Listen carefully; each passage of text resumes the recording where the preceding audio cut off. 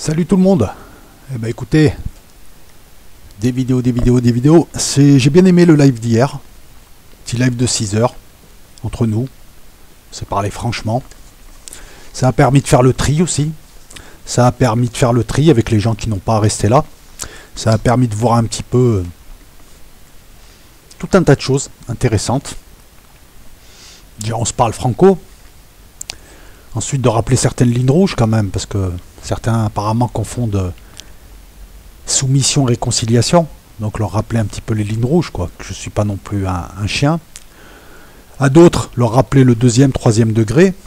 À d'autres, leur rappeler aussi qu'ils passent leur temps, eux, à attaquer des gens et des pays. Et quand nous, on leur met le nez dans le caca, ils n'aiment plus. Et puis à certains aussi de leur rappeler leurs contradictions.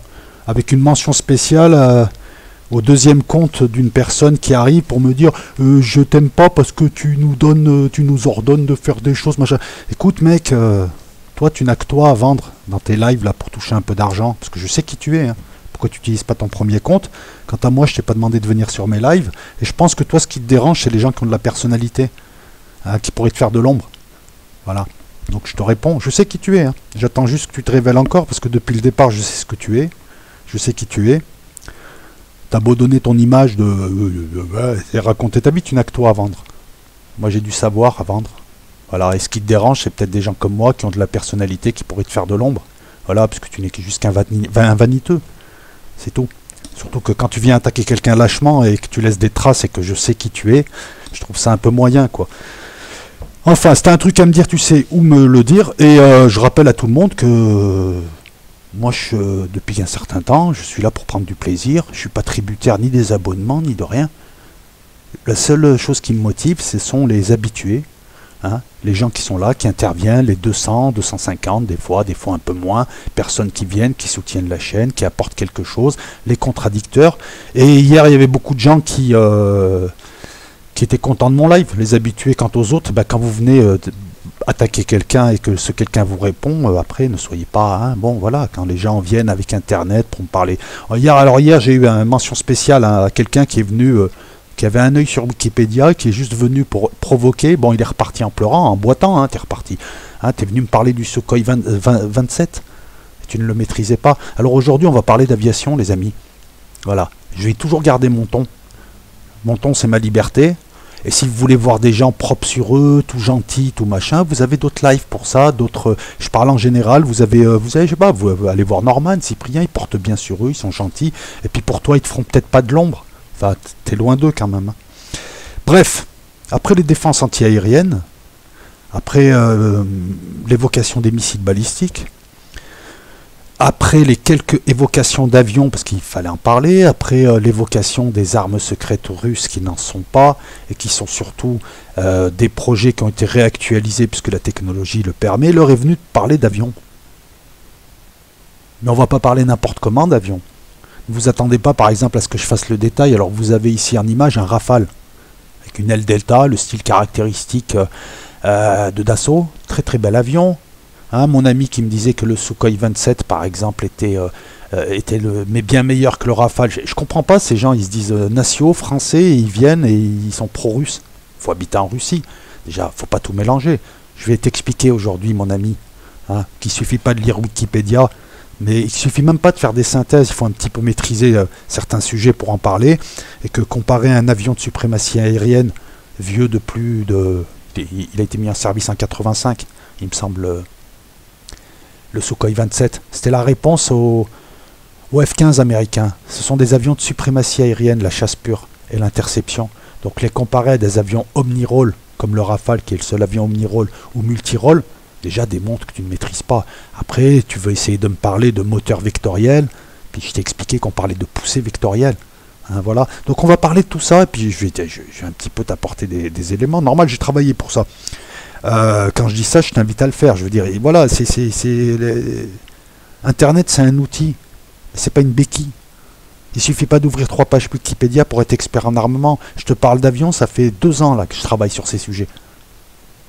Et je suis un néophyte en avion. Hein. Je te promets que n'importe qui connaît un peu l'aviation peut le voir. J'ai pas honte de le dire. Et je continue à travailler. Parce que c'est un sujet intéressant. Pourquoi c'est un sujet intéressant? Parce qu'à travers l'aviation, et on va voir l'aviation d'après-guerre, on va aborder tout un tas de choses. On va aborder l'histoire de la guerre froide, on va apporter tout un tas de concepts nouveaux, puisque c'est ça qui est fou. Militairement parlant, tu as des concepts qui poussent à des technologies, ou des technologies qui poussent à des concepts, qui amènent des doctrines d'emploi, et qui font qu'on va privilégier, il y a des modes, quoi. Voilà, il y a des modes. Au sortir de l'après-guerre, il y a eu la mode de la bombe atomique, et ensuite des bombardiers stratégiques, par exemple, et des intercepteurs, on va y revenir. Au dépend de quoi? Au dépend de la chasse. Dans l'aviation occidentale, surtout américaine. Il a fallu attendre après le Vietnam pour qu'on se dise on n'a pas de chasseurs véritablement, on est en train de se faire avoir par les MiG. Voilà. Derrière l'histoire des avions, il y a l'histoire des hommes. Derrière l'histoire des hommes, il y a l'histoire de la guerre froide. Et il y a l'histoire du monde. On parle d'avion, mais on parle de troisième dimension. La deuxième dimension étant la mer, la dimension 2,5, on va dire que c'est tout ce qui est sous-marin. La dimension 3,5, c'est maintenant ce qu'on pourrait appeler les armes hyper véloces, les bombardiers à haute altitude. Et puis je vous parlerai de la flotte spatiale, parce que là vous avez le prototype américain d'avion spatial qui est manœuvrant en plus, qui vient d'atterrir après à peu près 2 ans d'essai dans l'espace. Et là on parle d'espace, c'est-à-dire, je pense que c'est aux alentours de la ligne de Kármán qui détermine de manière arbitraire l'espace. On en reparlera. Je vais aussi vous parler uniquement de 3 pays. Les USA, la Russie et la France. Alors je rappelle aux gens que, même si je suis un petit peu chauvin des fois, quand je mets la France, c'est pas pour flatter ou parce que je suis chauvin. Vous allez comprendre pourquoi je mets la France. Vous allez comprendre pourquoi je ne parle ni de la Chine ni d'Israël. Israël ne fabrique pas ses avions, pour des raisons politiques. Si, elle a le Kfir, qui est une imitation, je crois, du Mirage 3, il me semble, hein, si je dis pas de bêtises. Elle a le Lavi. Mais sa coopération avec les Américains fait les Américains lui ont dit, écoute, le Lavi, t'es gentil, mais ton Lavi, tu vas pas le vendre, parce qu'on est en train d'essayer de fourguer le F-16. Ça s'est passé dans les années 80. Et on est en collaboration, et toi et moi. Ton Lavi nous dérange un peu. Les Israéliens ont dit, ok, il n'y a pas de problème, on prend des F-16, on vend pas le Lavi. Voilà, un bon avion de l'époque. 3 pays. Pas la Chine non plus. Pourquoi? Alors attention, hein, moi je dénigre pas les Chinois. Hein. Loin de là. Et je ne mets pas les Chinois parce qu'ils ne fabriquent pas leurs propres moteurs. Et la plupart de leurs avions, en tout cas jusqu'au J-20 et au FC-31, étaient uniquement des imitations d'avions russes. Alors c'est comme ça que tu progresses, hein. Tu imites d'abord et tu innoves après. Le problème des Chinois, c'est qu'ils n'ont pas encore mis au point un moteur. Alors ils mettent au point des petits moteurs. Mais pour l'instant, par exemple, leur J-20, je crois qu'ils tournent avec un moteur Saturn russe ou un moteur Klimov, il me semble. Ouais, il me semble que c'est un Klimov, je suis pas sûr. Or la motorisation, c'est important pour un avion. Les 3 pays dont je te parle fabriquent leur propre moteur, ont leur propre avionique et sont à la pointe, si tu veux. C'est eux qui sont à la pointe, c'est eux qui lancent les modes. Ouais, il y a la France dedans, elle lance la mode. Le Rafale est un avion omni-rôle, il n'a pas besoin de redescendre pour jouer un rôle, il peut faire tous les rôles en même temps. Le Rafale peut faire de l'appui-sol, peut faire d'un suivi de terrain avec son radar de suivi de terrain et en même temps peut faire des combats air-air. Ce que ne peuvent pas faire certains avions de suprématie aérienne. T'énerve pas, je vais t'expliquer ce que veulent dire ces concepts et ces termes. Les 3 construisent quasiment presque tout.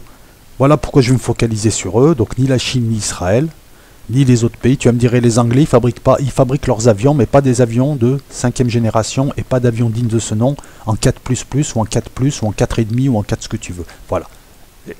Après, les pays que je ne cite pas, comme l'Angleterre, l'Allemagne, je pourrais citer le Japon avec Mitsubishi, hein. C'est des pays qui peuvent faire un avion, mais pour des raisons, on va dire, d'argent, et de technologie sur certains points, ils ne peuvent pas faire tout l'avion. Alors qu'en France, Rafale, c'est d'assaut, du début jusqu'à la fin. Il me semble qu'à part les missiles de croisière qui ont quelques composantes américaines, et encore on essaye de faire free ITAR, je crois qu'on appelle ça maintenant. C'est-à-dire qu'en Europe, ils essaient de construire des armements avec quasiment pas de processeurs américains. Les Américains dominent le monde du processeur, et tout ce qui est électronique suppose un processeur. Donc avant de se jeter, et ça sera la deuxième vidéo, avant de se jeter et de parler d'avions, de donner des détails et de détailler. Alors je vous parlerai d'avions de 4e génération, je vous parlerai, on va la faire d'ailleurs, je vais vous les énumérer là. J'ai fait un choix. Là, on va passer en revue un petit peu l'histoire de l'aviation. Et dans la deuxième partie, je vous parlerai avec précision de tout un tas de couples. Le couple F-15, F-16, l'Invincible et le Best-Seller. On va leur donner des surnoms. Le couple Mirage 2000, Rafale. Mirage 2000, l'employé du mois, le Rafale, l'homme orchestre. C'est moi qui les ai surnommés comme ça. Pourquoi des couples? Parce que c'est une mode qui a été lancée par les Américains. Un chasseur léger, un chasseur lourd. Un chasseur omnirole, un chasseur de suprématie aérienne. C'est ce que le Sukhoi 27, par exemple, mon ami, quand tu m'en as parlé, tu as oublié de parler du MiG 29 qui le suit. Et c'est à ça qu'on voit que tu maîtrises pas ton sujet, que tu as juste répété un truc. Tu me parles de poussée vectorielle et je t'ai expliqué hier, par exemple, que ta poussée vectorielle, c'était pour les dogfights uniquement. Alors les doctrines d'emploi, en ce moment, les doctrines d'emploi dans l'aviation, quelle que soit l'aviation, c'est longue portée, c'est beyond the range, au-delà de l'horizon. Donc c'est beaucoup plus porté sur la longueur des missiles. D'ailleurs la France vient de lancer son missile longue portée Météor.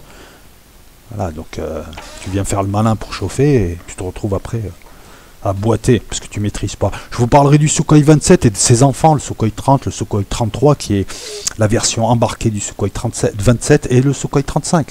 Le Sukhoi 27 que j'ai surnommé la matrice. Je vous parlerai du F-22, l'Agile, le chasseur. Peut-être l'un des meilleurs avions du monde, si ce n'est le meilleur.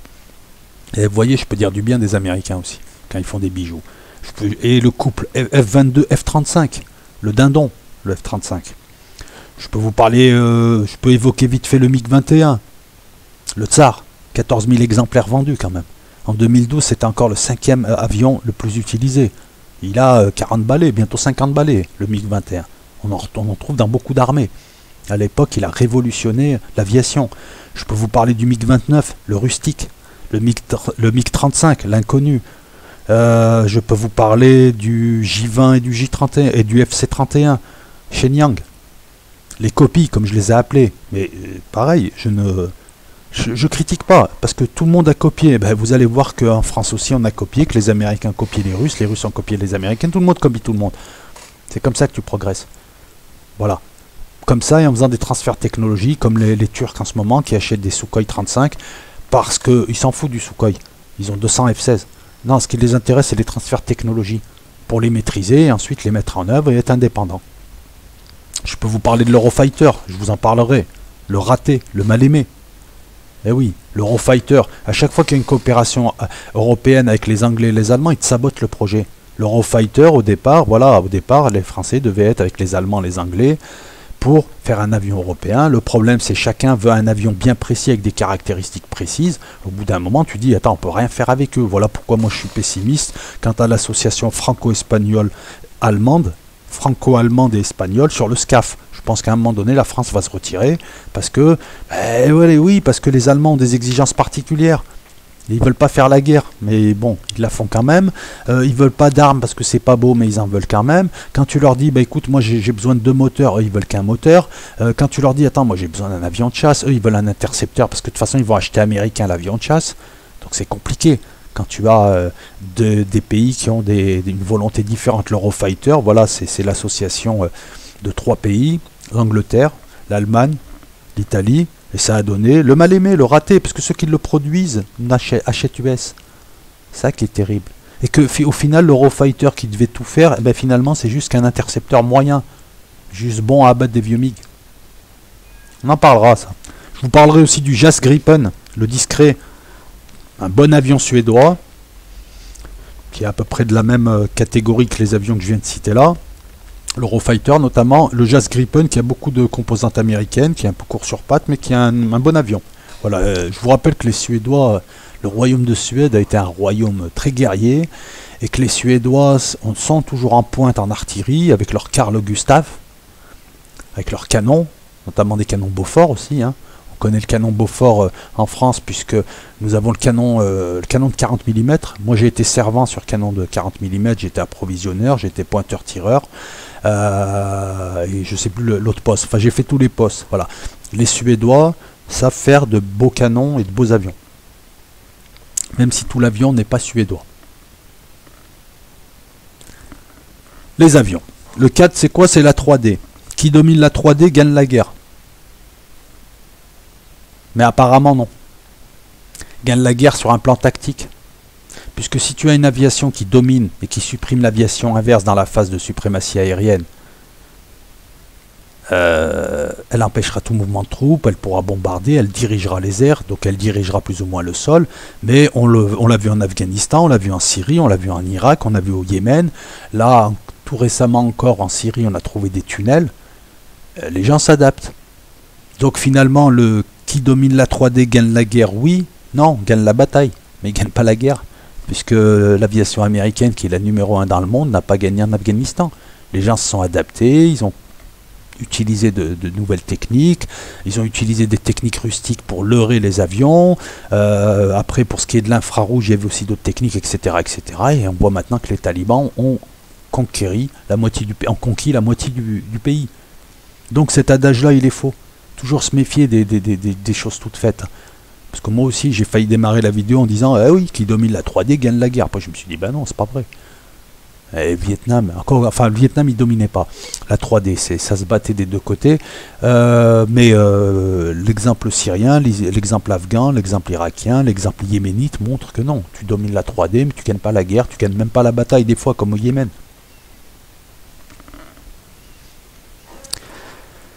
Depuis, on a la 3D+, donc ces avions, ces sortes de flottes, cette flotte spatiale qui est en train de se faire, tout ce qui est à haute atmosphère, et au-dessus il y a les satellites. Et vous verrez que bientôt on aura une flotte spatiale. Flotte spatiale tant qu'elle tournera autour de la Terre, et vous allez voir le paradoxe qui deviendra une marine spatiale lorsqu'elle ira beaucoup plus loin que la Terre. Vous comprendrez plus tard, mais il y a un paradoxe là-dessus.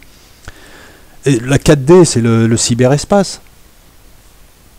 On oublie les guerres du cyberespace. Pourtant aujourd'hui, qui contrôle le cyberespace paralyse un pays. Mais encore une fois, il y a des parades. Voilà. En tout cas, sur un plan tactique, vaut mieux avoir l'aviation. Vaut mieux dominer les airs sur un plan tactique, puisque tu vas empêcher les déplacements de troupes, tu vas appuyer tes troupes au sol, tu vas interdire aux renforts d'arriver, à l'approvisionnement, tu vas détruire de manière... Ça, là, je parle du tactique.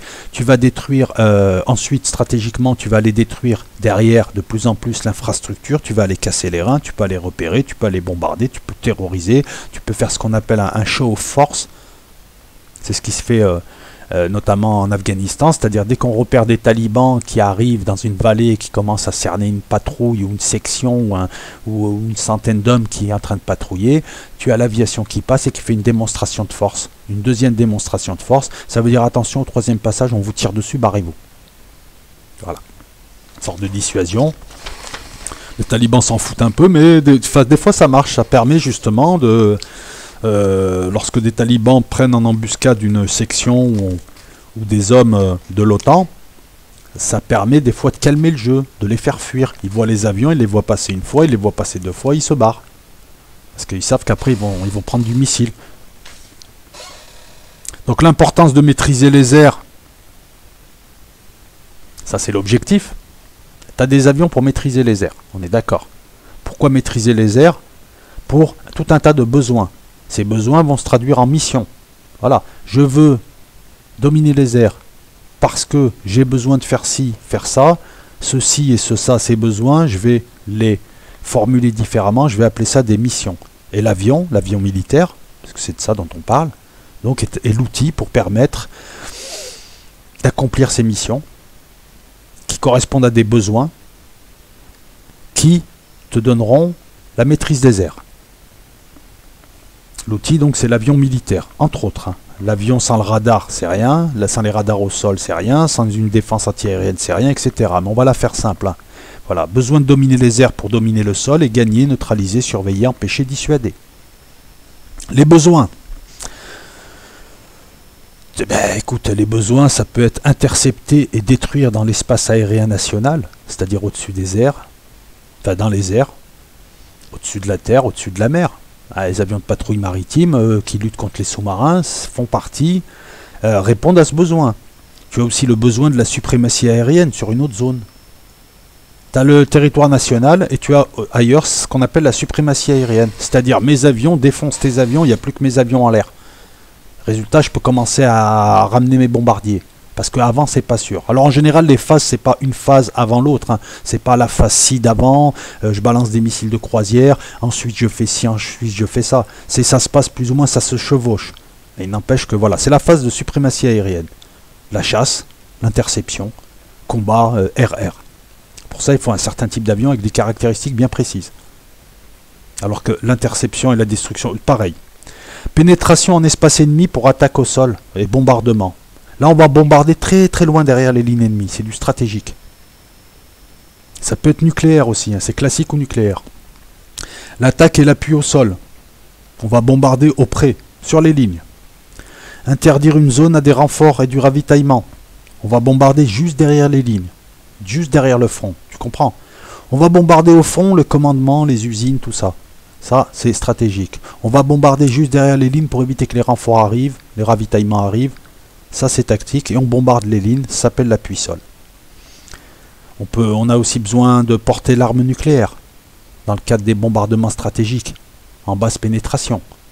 Ça sera rendu obsolète par la suite, hein, même s'il existe encore des avions pour faire ça. C'est rendu obsolète maintenant avec les missiles. Il n'y a plus besoin d'envoyer des avions avec des bombes à gravité. Maintenant, tu peux envoyer tout un tas de missiles de très très loin, des ICBM, des IRBM, etc., etc., etc. Vous voyez, les doctrines d'emploi changent en fonction de l'évolution technologique. Mais ça reste un besoin, porter l'arme nucléaire, puisqu'il existe encore, dans tout un tas de pays qui ont la capacité nucléaire, il existe encore soit une triade, missile sol, missiles qui partent de sous-marins ou missiles portés par des avions. En France, il me semble que ce n'est plus une triade mais une diade. Et tu as les Rafale N qui portent encore les missiles ASM. C'est des missiles guidés nucléaires. Il reste encore en Turquie, en Allemagne, en Italie et en Angleterre les bombes B-61, bombes à gravité, portées par des avions. Alors c'est les F-35 qui sont censés les porter. Qui sont censés aller détruire des villes russes en cas de guerre en rentrant. Mais est-ce qu'ils vont arriver à rentrer dans l'espace russe? En tout cas, ça demeure comme besoin, même si ce n'est pas le besoin numéro 1. On a besoin de surveiller la terre, on a besoin de surveiller la mer, on a besoin de surveiller les airs et au besoin de neutraliser les intrus lorsqu'ils n'obtempèrent pas. Comme je l'ai rappelé tout à l'heure, la mer, ça peut être la lutte aussi anti-sous-marine. On a besoin de reconnaissance. Rappelez-vous qu'il y a encore 40 ans, il n'y avait pas de satellite. Oui, les satellites existent. Prends une bonne paire de jumelles, t'en verras quelques-uns, je te promets. Les satellites existent, je te promets. Voilà, on va partir sur cette base. Hein, parce que je sens qu'il y en a un qui va encore me dire, ah non, les satellites n'existent pas, c'est des CGI. Donc, la reconnaissance. Et tu as besoin de reconnaître une zone après avoir bombardé cette zone. Il y a ce qu'on appelle des évaluateurs qui vont évaluer en image s'il faut revenir ou pas. Maintenant, ça se fait par satellite, mais le besoin demeure. Tu as besoin de reconnaître une zone pour voir s'il n'y a pas des systèmes anti-aériens cachés. Et pour ça, tu utiliseras un avion bien précis de guerre électronique. On parlera des missions SID beaucoup plus tard. Tu as besoin de reconnaître les mouvements de troupes, etc., etc. Pendant très longtemps, on a utilisé des avions. Depuis la Première Guerre mondiale jusqu'à il y a encore peu. Et je peux te confirmer que dans beaucoup de pays, tu as des avions de 3e génération, des Tucano ailleurs. En Afrique, par exemple, tu as des pays qui ont des avions... alors, il y a des avions de chasse, il y a des petites flottes, mais c'est surtout les hélicoptères et des avions de 3e génération qui coûtent moins cher, qui permettent de reconnaître, de surveiller les frontières, de voir éventuellement des mouvements de troupes, et éventuellement, si tu équipes ton avion de 3e génération, de les attaquer, de faire l'appui-feu. On a besoin de faire la guerre électronique. Repérer les défenses antiaériennes, repérer les radars, les leurrer, les brouiller, les écouter, les détruire. Les missions SID, c'est les missions de repérage et de destruction de radars. On utilise pour ça des missiles adaptés, missiles armes, adaptés au radar. Comme il y a des missiles anti-tarmac. En France, on avait le Martel. C'était des missiles qui étaient prévus pour causer une grosse destruction des tarmacs et des pistes d'aéroport. On a aussi besoin, dans les airs, d'avoir une sorte d'état-major, une sorte de commandement aérien qui gère une flotte, qui gère des escadrilles, qui a une plus grande portée radar. On a ce qu'on appelle les AWACS, des avions de commandement. Alors, la France en a acheté un. Les Russes ont les leurs. Les Chinois ont les leurs. En général, c'est des avions genre Boeing, genre avion civil, avec des grosses tourelles au-dessus. Hein, ils ont une drôle de tête. Voilà, ça permet de gérer une bataille aérienne, sachant que cet avion est très très loin derrière, mais il peut gérer, il peut. Puis maintenant, avec les fusions de données et autres, n'importe quel avion de chasse peut bénéficier de la superficie radar de cet avion. En plus de tout un tas de données, c'est ce qu'on appelle les liaison 16, liaison 14, liaison 11, qui permettent ces transmissions de données. Puis maintenant, on parle aussi, le Rafale là, la fusion des données. Enfin, la fusion des données, c'est plutôt pour l'avion. Ne mélangeons pas tout. On va parler uniquement de l'aviation militaire de l'armée de l'air et de la navale, de l'aéronavale. En français simple, c'est du Rafale dans les deux. C'est du Rafale ou du Mirage 2000. On va oublier l'aviation de l'armée de terre. Alors l'aviation de l'armée de terre, hein, c'est pas bzef, hein, c'est l'ALAT, l'aviation légère de l'armée de terre, qui est maintenant réduite à des régiments, des brigades, d'hélicoptères de combat et des avions de liaison. On ne va pas parler de l'aviation de la flotte réservée aux forces spéciales, hein, qui permet aux forces spéciales, je crois qu'il y a un ou deux transals, il y a quelques hélicos, c'est réservé aux forces spéciales, à leurs interventions, c'est très discret. Je ne vais pas vous parler aussi de la flotte privée de la DGSE, parce que la DGSE, il n'y a pas de force spéciale, hein. Ils restent entre eux. C'est secret absolu, ils ont leur technique, ils ont leur méthode, ils sont incompatibles avec les autres, même avec les forces spéciales, c'est d'ailleurs des missions assez différentes. Voilà, lorsque la DGSE et ses clandestins, son service action intervient, comme ils sont intervenus pour essayer de libérer Denis Alex en 2013 en Somalie, ils ont leurs propres hélicos, pour des raisons de sécurité, pour des raisons de sûreté, hein. La DGSE ne travaille avec personne d'autre. Donc on ne va pas en parler. On va pas parler non plus des... Alors si tu veux, voilà, il y a deux types d'avions. Il y a les avions de combat et les avions de soutien.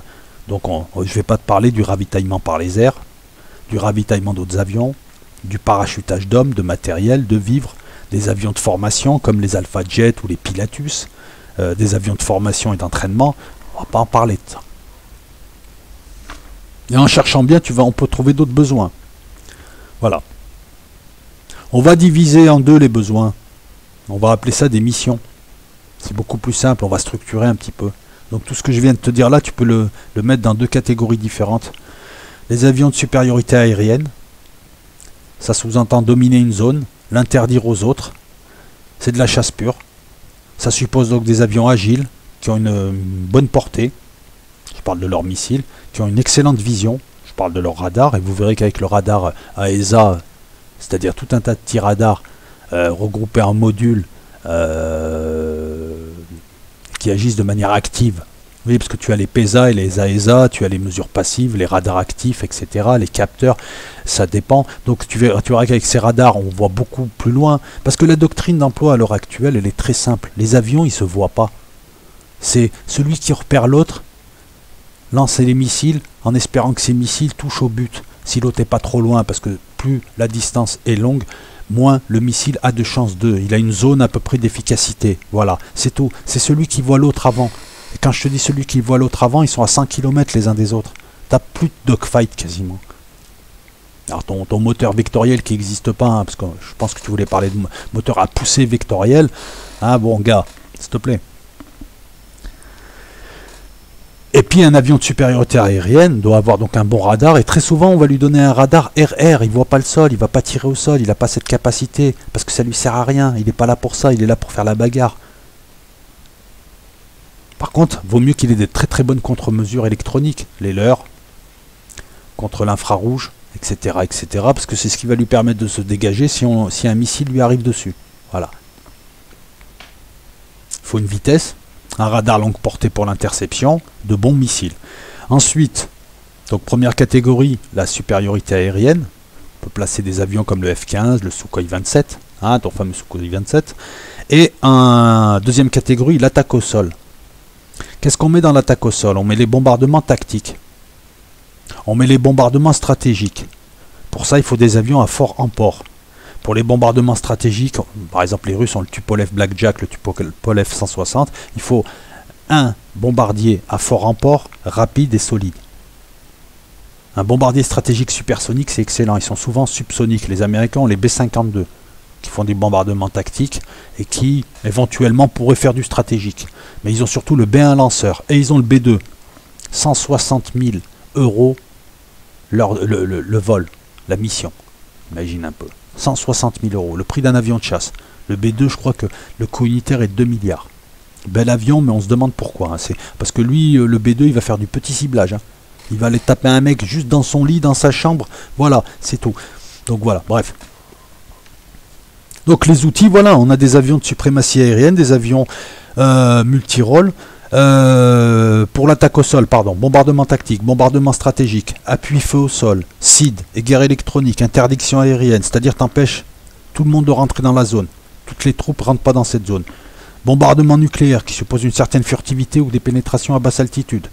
Donc pour ça, on n'a pas besoin de super vitesse. Il nous faut de la solidité, il faut un fort armement, il faut une capacité d'emport. Il faut tout un tas de caractéristiques. Ces avions supposent tout un tas de caractéristiques qui ne sont pas nécessaires. Tu ne peux pas faire un avion bon en tout.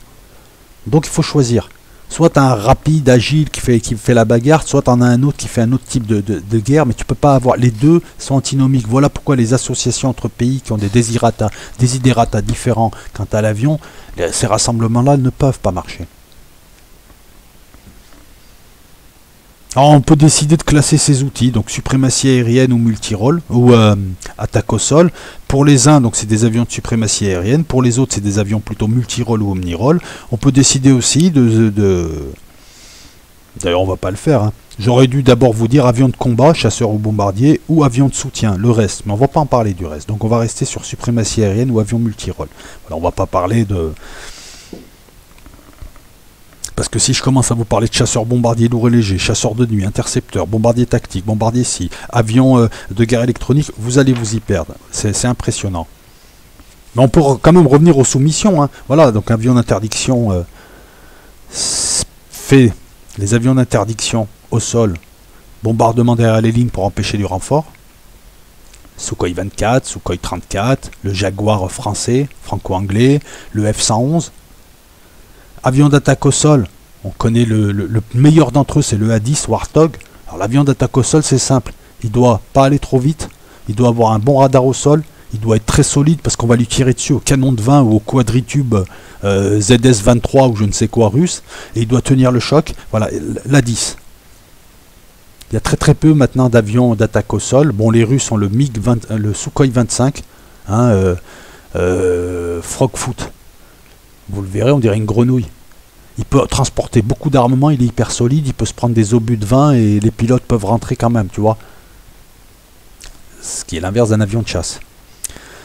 Après, l'attaque au sol, je peux t'en sortir plein de missions. Tu vas en Amérique du Sud ou en Afrique, tu as ce qu'on appelle des avions de lutte anti-guérilla, comme les Super Tucano. C'est des avions légers d'attaque au sol, de reconnaissance. Les avions de pénétration, on en a parlé. Bombardier lourd, bombardier léger, bombardier au près, bombardier au loin, bombardier juste derrière, chasseur d'attaque, chasse pure, chasseur d'escorte, ce qu'on appelle les flanqueurs. Le Sukhoi 27 est appelé flanqueur, ailier. C'est aussi un chasseur d'escorte. Il escortera des bombardiers et il fera la bagarre avec les autres chasseurs d'en face, les intercepteurs d'en face. Chasseurs de pénétration qui vont accompagner les bombardiers qui font de la pénétration et qui vont attaquer les intercepteurs ennemis. Avions de détection et de commandement.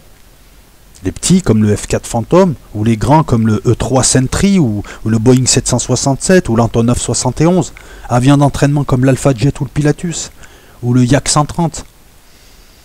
Intercepteurs comme le MiG-31, on en a parlé hier, qui est le descendant du MiG, qui est le fils du MiG-35, qui va très vite et qui va sur zone très vite pour balancer un missile longue portée. Ça peut être le J-20 chinois, appelé tueur de porte-avions.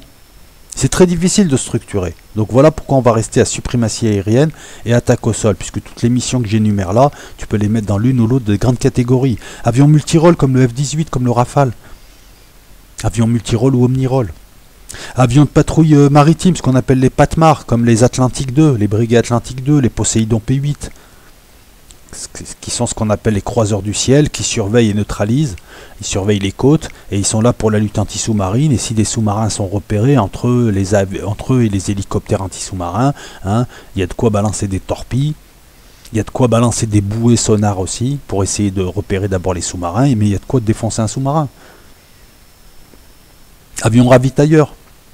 Avions de transport comme le Hercule C-130, comme le Transal C-160, comme le C-5 Galaxy, comme le Airbus 400M, comme le Airbus A330 MRT, comme l'Antonov 225. L'Antonov 225, c'est l'avion, il n'y en a qu'un exemplaire, c'est l'avion de transport qui peut transporter le plus de fret dans le monde. Alors accrochez-vous, l'avion fait à peu près 650 tonnes. Imagine la poussée des moteurs, et puis il n'y en a pas qu'un. Il peut emporter 250 tonnes de fret. Je vous rappelle que les Russes étaient, moi quand j'étais militaire, on nous expliquait que les Russes étaient les seuls, alors à l'époque c'était dans les années 80, on t'expliquait que les Russes étaient les seuls à pouvoir parachuter des chars. Maintenant, bon, c'est une technique qui peut se faire aussi, que les Américains font, hein. Mais c'était les seuls, et à l'époque ils avaient déjà des Antonov pour ça. Et là, avec l'Antonov 225, là c'est carrément le summum, c'est plus un char, tu balances toute l'armée, 250 tonnes de fret. Les avions de surveillance et de reconnaissance.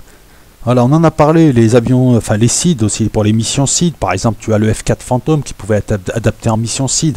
Ce qui est compliqué aussi sur ce thème, c'est que tu as les différentes doctrines. Alors je vais y venir, je vais peut-être pas en parler là, si j'arrive. Donc je vous ai parlé des concepts qui évoluent. Je vais en parler, des concepts qui évoluent. Donc aujourd'hui, c'est voilà, suprématie aérienne pour la chasse contre le multirôle. Et on a aussi les concepts qui sont apparus début des années 70 de faire toujours deux chasseurs. Un chasseur lourde suprématie, un chasseur multirôle. F-15, F-16. Voilà. Les doctrines d'emploi, c'est ça qui est intéressant aussi. Alors aujourd'hui, tous les chasseurs sont bombardiers légers. Avec des missions, avec les missiles et les bombes guidées. Hein. On n'a pas de bombardiers, de chasseurs purs. Tous les chasseurs peuvent bombarder, tous. Hein, au passage, ils te balancent 3-4 bombes. Après, si tu vas faire une mission de chasse, tu portes pas tes bombes. Si tu allais bombarder, tu dois faire une mission de chasse et que tu es un avion de suprématie aérienne ou que tu es le Rafale, tu balances tes bombes. Tu balances tes réservoirs pour mieux combattre. Les doctrines d'emploi sont intéressantes. Voilà, vous allez voir, simple. Les USA, c'est très simple. C'est un avion pour chaque utilisation. C'est aussi simple que ça. Il te faut un avion pour aller au shot, un avion pour faire la cuisine, un avion pour insulter un type, un avion pour jouer, voilà. Il faut avoir les moyens. Les Russes, c'est l'inverse. Ils te font un avion de base, et ensuite, c'est une famille. C'est un petit peu comme les systèmes de défense anti-aérien, et puis c'est beaucoup plus économique. Et parce qu'en recherche et développement, par exemple, tu n'as pas besoin de refaire la recherche et développement avant la construction, avant la création d'un démonstrateur, ensuite d'un prototype, ensuite d'une pré-série, et il y a tous les tests qui vont avec, et ainsi de suite, jusqu'à que tu puisses lancer. Les Russes, c'est simple. Ils te font un avion, genre le Sukhoi 27, et ensuite ils l'améliorent au fur et à mesure du temps, et tu as la famille Sukhoi 27, 33, 30, 35, 33 étant la version embarquée du Sukhoi 27. La France, c'est simple, hein. Il y a encore moins d'argent, c'est un constructeur, un savoir-faire, un style, et on améliore. Et maintenant, on s'est dit, tiens, tous ces avions que nous avons, les Jaguars, les Mirage, les ci, les ça, on va faire qu'un seul avion qui fera tout. Parce que ça coûte du pognon. Ça coûte trop de pognon, comme dirait Macron. Ça coûte un pognon dingue. Donc on a décidé de faire un avion unique, décliné en autant de sous-versions que nécessaire.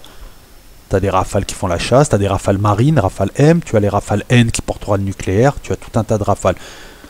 YouTube, non pas YouTube, Google est ton ami, va voir un petit peu. Là, toujours le même savoir-faire, l'aile delta.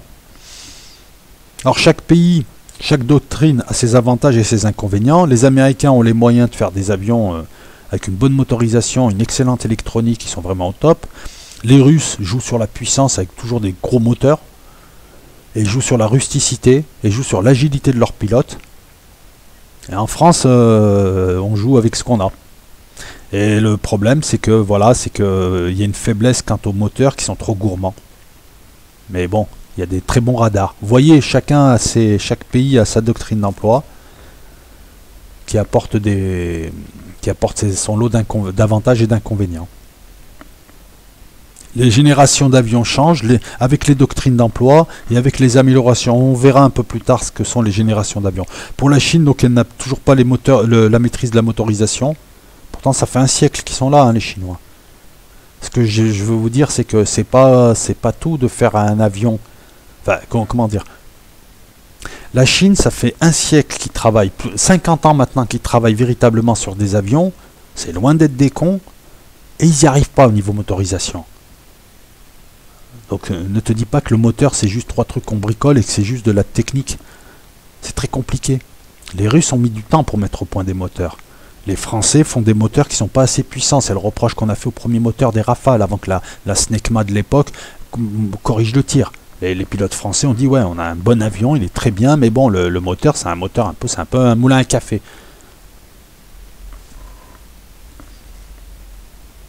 Aujourd'hui, par exemple, cette doctrine d'emploi, tous ces concepts, on veut arriver la furtivité, qui est un label commercial surtout. Voilà. Qu'est-ce que je pourrais te rajouter d'autre? Donc voilà, donc les doctrines d'emploi, les modes, hein, la balistique a enlevé, a éliminé plus ou moins les bombardiers stratégiques. On s'est plus orienté à partir des années 70 vers la chasse pure, puisqu'il y a eu le Vietnam avant. Donc tu vois que l'histoire de l'aviation, l'histoire de ces générations, elle est liée à l'histoire des progrès technologiques qui ne concernent pas que les avions. Elle est liée au pays, elle est liée à l'histoire du pays, elle est liée à tout un tas de choses. L'apparition des satellites et des drones rendra obsolète et rend déjà obsolète les avions de reconnaissance. L'arrivée des missiles rend obsolète les vieux bombardiers stratégiques. Qu'est-ce que tu veux que je te dise d'autre? Les chasseurs sont devenus des chasseurs de jour et de nuit. Donc les nouveaux concepts sont toujours liés à l'histoire, à la technologie et aux avancées radars, aux avancées de la missilerie, aux avancées de l'optronique, aux avancées des moteurs, aux avancées des matériaux. Voilà, on voit arriver le drone, ça suppose. Tu vois arriver le drone. Et tu te dis, il va falloir que j'utilise mes outils différemment. Puisque mes batteries anti-aériennes, on peut les saturer avec des drones, et puisque ces drones-là, finalement, ils coûtent moins cher, et ils peuvent faire de la concurrence à mes avions, même si pour l'instant, ils ne peuvent pas encore combattre des avions, mais ils peuvent tirer des missiles. Donc tu es obligé de changer de... Voilà. Et voilà pourquoi maintenant, on parle de 6e génération, avec des avions de chasse qui peuvent gérer des essaims de drones. Voilà. Et puis moi, je vous l'ai dit la dernière fois, et je vous le dis encore, on s'achemine vers des armées, vers une double armée, une armée de ferraille et une armée de ferraille très technologique qui affrontera des pays qui ont des armées pareilles. Donc ça sera juste de la ferraille, ça sera des drones, des avions pilotés, il n'y aura pas d'hommes dedans, donc tu peux en faire tant que tu as de la ferraille. Et il y aura une armée rustique de l'autre côté pour les guerres asymétriques. Vous vous rappelez de cette vidéo? Il y a tout un tas de vidéos avant qui peuvent compléter celle-là. L'arrivée des drones, la fusion des données pour les avions, les liaisons, la possibilité de grouper tout un tas d'avions, en tout cas toutes leurs données pour agrandir la zone radar et faire que chaque avion profite de la portée radar de tous les autres, fait que maintenant on parle plutôt de réseau. On ne parle plus de faire un avion. Le SCAF français, la nouvelle génération, vise à une mise en réseau, que l'avion soit en réseau avec les autres avions, avec l'AWACS, avec en bas, avec les drones. Et donc voilà, donc tu pourras avoir par exemple des avions avec un pilote, un navigateur qui va diriger un essaim de drone. L'essaim de drone va aller, regarde, c'est très simple. Très très simple. Je te prends un exemple simple. Il y a un pays. Tu veux attaquer ce pays. Il a des grosses défenses anti-aériennes. Tu as des avions furtifs, le concept d'avant. Le pays n'a pas encore assez avancé pour les déceler. Et il y a très peu de pays qui peuvent reconnaître les avions furtifs, et contrairement à ce qu'on raconte sur le net, c'est pas parce que tu as des radars transhorizon ou des radars à basse fréquence que tu vas pouvoir toucher des avions. Tu vas plus repérer des avions, mais tu pourras pas envoyer de missiles, parce que le radar de conduite de tir, c'est du 2 km près. Voilà pourquoi les gens qui me parlent de radar à basse fréquence, oui mais les Russes peuvent repérer ces avions, ouais mais ils peuvent pas les abattre. Par contre ils peuvent envoyer des avions dessus. Donc mais imaginons tu es les Américains, tu veux envahir l'Iran, c'est le bon exemple. L'Iran a une bonne défense anti-aérienne, avec quelques inconnus. Toi tu as quand même tes F-35 et tes F-22 que tu peux mettre déjà sur zone adverse. Ils sont là, ils sont furtifs. Ils sont à 18 000 mètres d'altitude, personne ne les calcule. 20 000 mètres d'altitude, personne ne les calcule. Maintenant, toi, à l'extérieur, tu as tout un tas d'avions qui sont hors de portée des défenses antiaériennes iraniennes. Qu'est-ce que tu fais? Tu vas balancer de vieux avions et des drones qui vont aller saturer les défenses antiaériennes. Ces défenses antiaériennes, elles vont émettre avec leurs radars. Les radars sont repérés par les avions furtifs. Les avions furtifs vont guider les missiles envoyés par les avions hors portée qui sont hors de la zone. Résultat, les radars qui vont tirer, qui vont repérer les drones, vont être saturés par ces drones, vont te permettre de localiser où ils sont. Voilà pourquoi en général les défenses antiaériennes ne sont pas actionnées toutes en même temps. Les Iraniens vont pas actionner toute leur défense aérienne en même temps, parce que on va les repérer. Et à ce moment-là, donc les missiles, ça va être soit des missiles, des avions F-16, F-18, qui seront guidés par les F-35 qui sont déjà sur zone. Eh oui, parce que les autres peuvent pas envoyer leurs missiles comme ça. Si tu es à 150 km de l'Iran pour pas être touché avec ton F-16, tu vas envoyer ton missile, mais ton radar il a une portée de 100-120 km. Qui c'est qui va prendre le relais pour guider le missile? Eh ben, l'avion qui est sur zone et qui est furtif, lui. Et tu sauras rien. T'as vu? Eh ben ça, c'est permis grâce à la furtivité, grâce au drone, grâce au réseautage, grâce à l'amélioration de l'informatique, et ça donne un nouvel emploi. C'est pas tout d'avoir des jouets, il faut savoir comment tu vas jouer avec, comment tu vas les combiner avec tes armes. Les meilleures armées, c'est celles qui combinent le mieux leurs armes. Je t'ai donné un exemple, hein, mais je peux t'en donner d'autres. Hein. Voilà, d'utilisation à chaque fois. Lorsqu'on a vu pendant la Première Guerre mondiale apparaître la mitrailleuse, il y a eu d'autres techniques. Lorsqu'on a vu, je sais pas, je vais dire, attends, entre les guerres napoléoniennes et les guerres de 14, il y a eu de l'armement qui est apparu. L'artillerie a pris son importance. Les canons, le système Griboval, les canons de 75 sont arrivés. On a eu une utilisation différente des canons, des fusils. La cavalerie a commencé à disparaître au profit d'une cavalerie qu'on verra maintenant, parce qu'il existe des régiments de cavalerie, mais c'est des blindés légers, c'est ça la cavalerie maintenant. Donc tu vois, tout est évolutif. Et ces pays sont en avance. C'est-à-dire que ce que tu vois maintenant en Iran, en Turquie, en Algérie, dans tous ces pays qui maintenant sont dans la D2, mais montent, ou dans la D1, hein, comme la Turquie, mais montent. Et les Américains, les Français, les Russes, ça fait 30 ans, 35 ans qu'ils ont des missiles guidés, ces trucs-là. Ils ont encore 3 étages d'avance. C'est ça qu'il faut que tu vois. Je veux dire, c'est pas tout. Regarde les Turcs qui sont des gens sérieux, leur THX, là, leur avion de 5e génération, ils le disent eux-mêmes, ils sont obligés encore de bénéficier de certains transferts de technologie, et l'avion, il sortira pas en 2023. Tous les Turcs savent qu'il sortira en 2027, 2028, le premier, le prototype. Alors que c'est des types qui mettent les moyens, qui mettent leurs ingénieurs, qui mettent tout ce qu'ils ont. C'est pour te dire que ça se fait pas comme ça. Ça se fait pas comme ça. Les générations. Ben écoute, les générations, j'ai un souci. Hein, c'est qu'il y a différentes classifications. Mais en gros, je vais te synthétiser ça très simplement. Les générations d'avions sont liées aux avancées significatives. On parle de génération. Alors le terme de génération d'avions, à la base, c'est un terme australien. Dans les années 90, les Australiens ont voulu structurer un peu ce maquis qui était l'aviation. Il y avait plein d'avions pour tout, etc. Donc à un moment donné, tu sais, quand tu es militaire, tu aimes bien structurer. Ça te permet de réfléchir beaucoup mieux. Ils ont créé ces catégories qu'on appelle des générations. Alors qu'est-ce qu'une génération d'avions? Écoute, si tu veux une nouvelle génération d'avions apparaît lorsque tu as un saut technologique, des innovations qui ne peuvent pas être incorporées comme amélioration dans les avions existants. Par exemple, le F-22 et le F-35, c'est typiquement des avions d'une nouvelle génération, puisque le concept de furtivité, l'électronique embarquée qu'ils ont et tout un tas de choses ne peut être mis dans un vieil avion. Si tu peux améliorer un avion, si tu passes du Sukhoi 27 au Sukhoi 35, c'est pas une nouvelle génération, c'est une nouvelle gamme, c'est une nouvelle version, enfin avec les sous-versions qui vont avec. Lorsque tu es obligé de... Voilà, entre le Mirage 2000 et... pourquoi est-ce que le Rafale n'est pas classé 5e génération? C'est parce que ce qu'a le Rafale, on aurait pu le faire sur le Mirage 2000. On a préféré faire le Rafale. Après, les générations, le problème, c'est que chaque expert a sa propre définition des générations. Tu vois, moi, je pourrais te dire jusqu'à la Seconde Guerre mondiale, on a... Non, je pourrais te dire, les avions en bois, Première Guerre mondiale, avions en bois où les mecs montaient, ils avaient des fusils de chasse à l'époque, hein, ils se tiraient dessus aux fusils de chasse, ils faisaient de la reco, première génération. Deuxième génération, des années 30, avec la disparition des biplans. Donc on a vu arriver le Zéro, le Messerschmitt 109, je sais pas, le Hurricane, le Spitfire, le Dornier français, etc., etc. Troisième génération, elle démarre avec le Messerschmitt 262 et l'avion à réaction.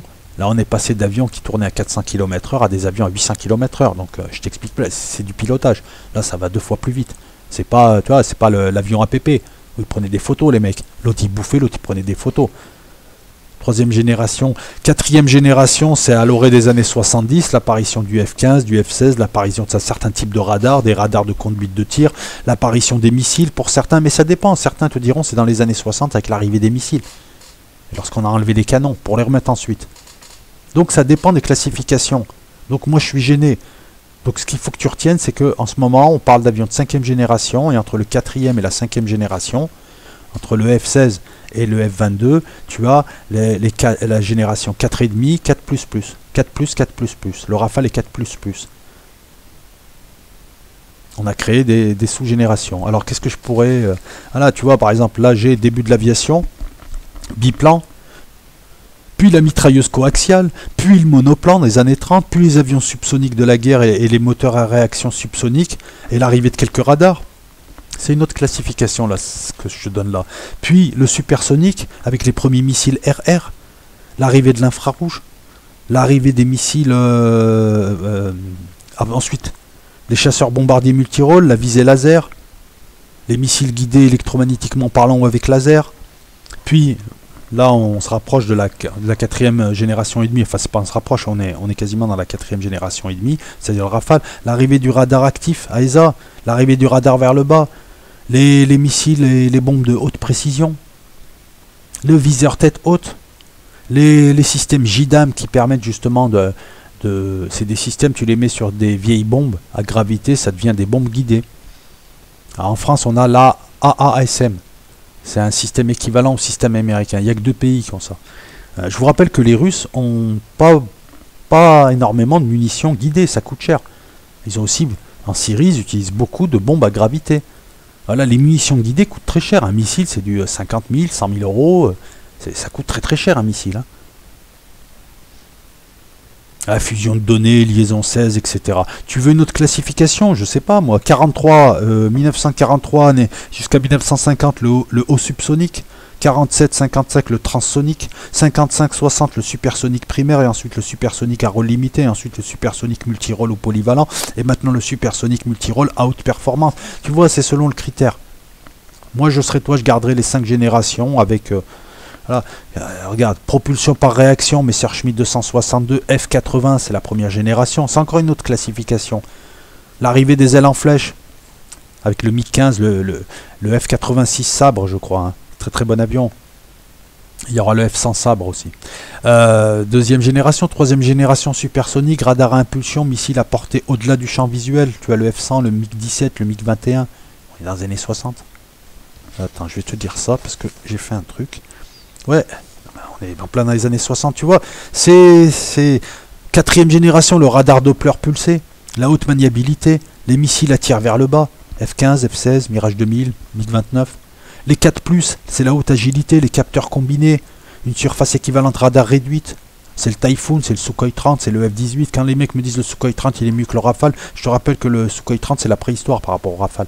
C'est comme le Sukhoi 27. Voilà, Sukhoi 30, écoute mon ami, le Sukhoi 30 est sorti... non, parce qu'il ne faut pas aussi dire n'importe quoi. Je dénigre pas les avions russes, ils ont de très bons avions, ils ont de très bons pilotes. C'est juste que quand les mecs me racontent n'importe quoi, alors que toi tu as bossé plusieurs heures sur le truc, au bout d'un moment, voilà, il suffit pas de lire un truc et de le répéter. Il faut assimiler les données, il faut les ingurgiter, il faut les synthétiser. Ah, je le répète à chaque fois parce que j'entends toujours la même bêtise là-dessus. Attends, où est-ce qu'il est le Sukhoi 30? Je vais te donner la date. 96. 96. Alors il est sorti après le Rafale. Non, mise en service. En 96, le Rafale a été mis en service en... T'es où, Kirikou? En 2002. Ne pas confondre premier vol. Tu vas me dire, ouais, non, 86, non, ça c'est le démonstrateur. Ensuite, le premier vol, il a toujours quelques années. Ensuite, la mise en service dans les régiments, c'est-à-dire là, il est prêt, il est tip-top. 2002, donc 6 ans après le Sukhoi 30. Voilà, donc c'est pas vraiment la préhistoire, mais enfin, c'est pas les mêmes avions. Après, le pilote fait l'avion, l'avion consacre le pilote. Hein, c'est un peu comme en Formule 1, c'est Ayrton Senna ou sa voiture qui est forte. Un bon pilote tirera toujours le meilleur de son avion et un bon avion permettra à un pilote d'être bon. C'est le couple. 4+, donc haute agilité, capteur combiné, SR réduite, c'est le Typhoon. Eurofighter Typhoon, c'est le Sukhoi 30, c'est le F-18. 4++, c'est l'arrivée du radar AESA, à antenne active. C'est une surface équivalente radar de plus en plus réduite. Le F-22, sa surface équivalente radar, elle équivaut à celle d'un moineau, donc le radar ne le voit pas. Voilà, c'est ça. La surface équivalente radar, c'est ce qui revient au radar. Le radar émet des ondes, et tout ce qu'elle touche, et le retour, et à la vitesse, etc. Il y a des logiciels pour ça. Alors tu as les logiciels, alors, regarde, c'est très simple. De toute façon, les radars, c'est en fonction de ce que tu cherches. Les radars météo pour la pluie ne fonctionnent pas pareil qu'un radar pour l'aviation. Donc tu as des logiciels de traitement pour enlever tout ce qui est bruit parasite, pour ce qui est oiseaux, pour ce qui est... Parce que tu peux... T'imagines, hein, sinon tes radars, tu as des milliers d'oiseaux entre toi et l'avion. Tu crois que tu as la possibilité d'analyser tout ça? C'est pas juste des petits points. Voilà, donc en baissant la surface équivalent de radar d'un avion, tu fais en sorte que l'avion passe pour un oiseau et donc il n'est pas traité. Il y a des logiciels de traitement qui font qu'il est éliminé. C'est ça le truc, quand on dit furtivité et invisibilité d'avion. Toujours en 4++, furtivité active et capacité de supercroisière. C'est très important de comprendre ce qu'est la post-combustion et la supercroisière. La supercroisière permet aux avions de voler en vitesse de croisière sans utiliser la post-combustion et donc d'économiser du kérosène en allant vite. Il faut savoir que quand on donne une vitesse pour un avion, l'avion n'a pas toujours cette vitesse. Je prends un exemple, je crois que le F-22, 50%, pendant 500 miles nautiques, il est prévu pour aller pendant 500 miles nautiques, à un moment donné, hein, après c'est à lui de fractionner son truc, hein, à une vitesse subsonique, et pendant 900 miles nautiques, à une vitesse supersonique. Et il ira jamais à fond. Il faut savoir que les avions, là où ils vont vite, ça bouffe, hein, ça consomme, enfin, ils vont aller vite à un moment donné, quoi, l'espace de quelques minutes. Ou alors c'est parce qu'ils doivent fuir. Et pour ça, ils utilisent la post-combustion. La post-combustion, c'est quoi? C'est très simple, c'est tu injectes du kérosène, non pas seulement dans la chambre de combustion, mais à l'arrière, sur les tuyères, dans une zone bien précise. La sortie de gaz fait que ce kérosène s'échauffe, mais c'est en sortie, et ça donne une poussée. Le problème, c'est que tu claques 50% à 60% de consommation en plus. Donc tu utilises la post-combustion au moment où tu décolles pour avoir de la poussée. Et puis si tu dois fuir, un théâtre d'opération, mais tu ne peux pas tourner en post-combustion. La supercroisière te permet d'avoir les mêmes vitesses, la même poussée. Tu gagnes entre 25 et 30% de poussée sans utiliser la post-combustion. Donc tu économises ton kérosène. Et ben, cette capacité-là, c'est des avions 4++ qui l'ont. Donc mon grand, quand tu viens me parler du Sukhoi 27, qui est en 4e génération, qui n'a même pas un radar AESA pour combattre, donc il peut faire tous les dogfights qu'il veut, il peut s'exciter, il peut faire des galipettes, ton Sukhoi 27. Le Rafale, il est à 130 km plus loin, il va lui envoyer un météore dans le fion, et ton truc, il pourra faire ce qu'il veut, de la poussée vectorielle, de la gymnastique artistique, il peut faire des rubans, il peut faire du macramé, il fait ce qu'il veut. Voilà, non mais c'est pour ça que hier, j'ai voulu un petit peu te titiller. La super croisière, le Sukhoi 30, il l'a pas. Le F-18 l'a pas. Le Rafale, il l'a. Le Sukhoi 35 là. Parce que si les Russes, qui sont loin d'être débiles, font des Sukhoi 35, c'est pour se mettre à niveau. Il faut savoir que le Sukhoi 35 n'est pas à niveau par rapport au Rafale, mais essaye déjà. Il a quelques capacités, mais il y a tout un tas de trucs qu'il n'a pas. Et je dis pas ça parce que je suis français, que les Russes, si ça, non. Je dis ça parce que c'est une réalité. Le F-15, mais pas le premier F-15, le F-15 Silent Eagle. Là en ce moment, je peux te dire un truc, c'est que les gens, là, la grosse mode, là, à l'heure où je te parle, la mode c'est faut vite faire des missiles très très longue portée RR. Parce que les Russes et les Chinois ont fait des missiles à très longue portée, ils vont à 200 km.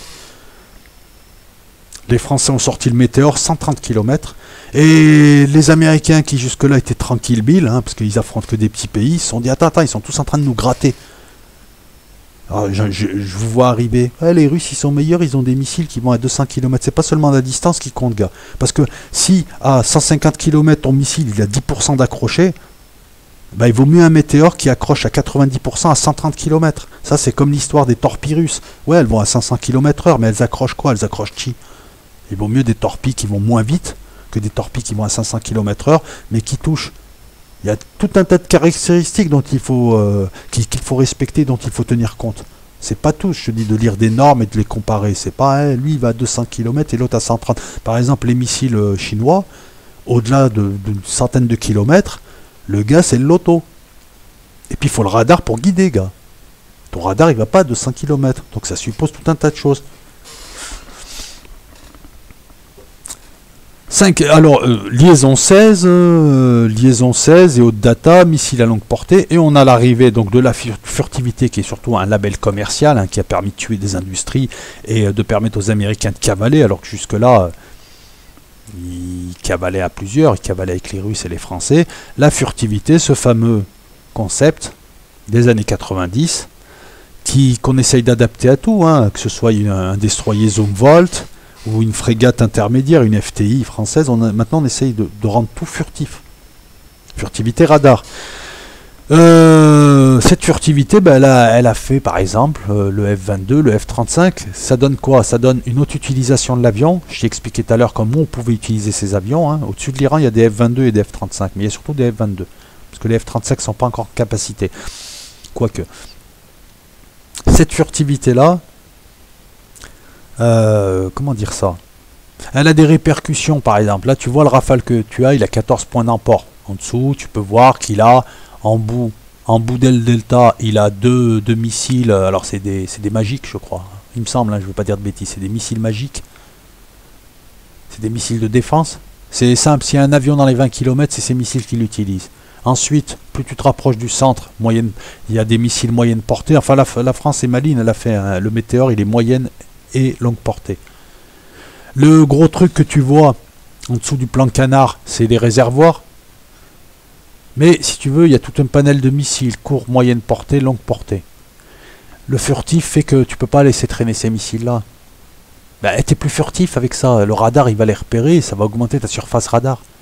Donc, le F-22 ou le F-35 ne peuvent pas porter autant de missiles qu'ils le voudraient. Alors, attends, on va essayer de te mettre un... Autant être... Alors, attends. Non, mais je veux te mettre une bonne image... À la limite, je vais te mettre le Rafale du dessous. Non, mais c'est beaucoup mieux, quoi. Alors, par contre, pour les images, hein, c'est pas moi qui les fais. Je suis obligé d'aller les chercher sur YouTube. Où est-ce que tu vas, là? Attends. Hop. Enregistrer l'image. Oui, voilà. Général. Ok. Ah, puis en même temps, ça... MG Tau Forever. Il est où le truc? Je m'excuse, j'ai téléchargé un truc, je le retrouve pas là. Pourquoi? Attends, on va essayer de le mettre comme ça. Non, déposer une image. Là. Non, je veux vous montrer le dessous d'un Rafale. Rafale F4 en plus. Bah voilà, qu'est-ce que tu me fais là, Joao? Je vais vous montrer un Rafale F4, c'est le dernier standard. Enfin, en ce moment, il y a des Rafale F3 et F4. Et oui, les Rafales. Pareil, le mec il me dit ouais mais tes Rafales ils ont 20 ans, 30 ans, mais ils sont mis aux normes à chaque fois, il y a des modèles, il y a des avancées. Pourquoi tu sors n'importe quoi? Hop là, il est où? Eh ben voilà. Voilà. Alors on va hop. Adapter à l'écran. Voilà, comme ça tu vois mieux là. Non? C'est pas mieux? C'est le même mais vu du dessous quoi. Voilà, là tu as 3 réservoirs. Alors tu vois pas le curseur, mais les gros trucs là, c'est des réservoirs et le reste c'est de la missilerie. Le Rafale, jusqu'à il y a encore pas longtemps, était l'avion qui avait le plus de points d'emport. Après on a le F-15 Silent Eagle qui maintenant a 18 points d'emport. Et ouais, ce qui est marrant dans les avions, c'est qu'ils ont... En fait, ton avion c'est comme un revolver. Très souvent, enfin pendant très longtemps, tu avais des avions qui tournaient avec 6, 7, 8 missiles. C'est léger en combat. Alors tu vas me dire, ouais mais ils ont un canon. Attends...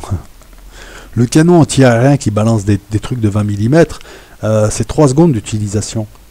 Le truc, il doit avoir quoi? 1800 coups. 1800 coups, c'est 2 ou 3 secondes de tir. Donc, tu vois, une fois qu'il a balancé ses 2 missiles magiques, et qu'il a balancé ses missiles moyenne portée, et qu'il a tiré au canon pendant 3 secondes, eh ben, il se barre, le gars. Voilà, c'est ça aussi. Hein. Donc, on a essayé d'améliorer l'emport. Le problème, voilà, c'est toujours pareil. Si tu mets plus de missiles, tu vas cramer plus de carburant, tu vas peut-être plus te faire repérer, tu vas être moins maniable, etc. etc. C'est pour ça qu'en combat aérien, le Rafale, il largue ses 3 bidons. Ouais, chacun faisant 2000 ou 2500 litres. Poursuivons. 5e génération, furtivité, agilité extrême. Eh oui, le F-22 a un moteur à poussée vectorielle. Capteur pleinement combiné, avionique intégrée. Super croisière supersonique, partielle ou totale, fusion des données, c'est-à-dire qu'au lieu... Je vais essayer de t'expliquer ce qu'est la fusion des données telle que je l'ai compris. Tu es en voiture, Tu as ta jauge d'huile, tu as ta jauge d'essence, tu as la vitesse, tu as la jauge des pneus, tu as tout un tas de jauges, tu as un manomètre, tu as tout ça. Tu as un ordinateur qui prend toutes les données, toutes ces données, et en fonction de sa programmation, qui va te proposer la meilleure solution possible, ou qui va même lui-même, parce que ce sont des avions qui sont pilotés par ordinateur. C'est plus qu'à l'ancienne, c'est plus un MiG-29 où tu es obligé d'avoir des gros bras pour bouger le manche, et en fonction des jets négatifs ou positifs que tu peux prendre, comment dire ça, c'est pas un truc hydraulique ou mécanique. Donc l'ordinateur te proposera la meilleure solution, ou enclenchera la meilleure solution en fonction des données qu'il a. C'est ça la fusion des données. Si je dis une bêtise, vous rectifierez, mais je l'ai compris comme ça, moi. Voilà. 6e génération, c'est la génération qu'on prépare, New Fighter Generation. Vous avez vu, je parle bien anglais. C'est le SCAF, par exemple. Donc c'est un avion qui est combiné à un drone, qui est en réseau. Capacité de morphing, c'est-à-dire de transformer sa silhouette.